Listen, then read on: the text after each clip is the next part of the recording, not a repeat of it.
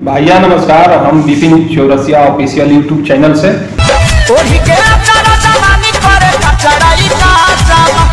अगर तू हमारा चैनल पर बड़ा लो तो हमारा चैनल के कर लो सब्सक्राइब और वीडियो को कर लो शेयर। जन की हमेशा हम वीडियो सही लेके आवे कि जन की तू लोग पूरा फैमिली के संग बैठ के देख सकता रहो। हम कोनो अश्लील वीडियो ना ले आवे।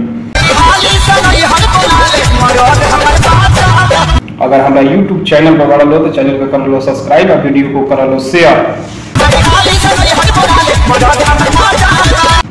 और देख लो ये एगो डांस वीडियो जन की बहुत बढ़िया डांस वीडियो बा।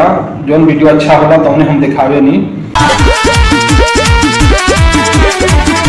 और तुम लोग ये वीडियो को देख लो और वीडियो अच्छा लगी तो हमारा चैनल के सब्सक्राइब जरूर करिए लो और अपना दोस्तन में शेयर जरूर करिए लो।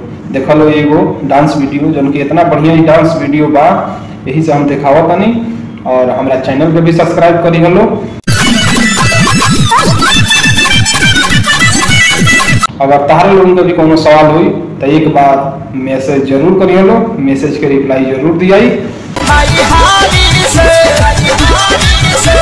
जन की हम हमेशा सही वीडियो ले आवे नहीं, ऐसा वीडियो कि तू लोग पूरा फैमिली के संग बैठ के देख सकता रहो। हमारा वीडियो में कुछ अश्लील ना होला।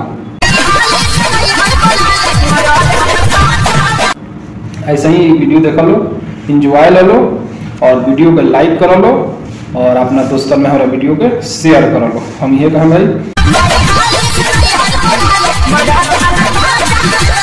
और तुम लोग मनोरंजन ले लो, देख लो, एंजॉय ले लो। हमेशा हम अच्छा वीडियो ले आनी। जब तक खातिर नमस्कार, फिर मिलेंगे हम अगला वीडियो में।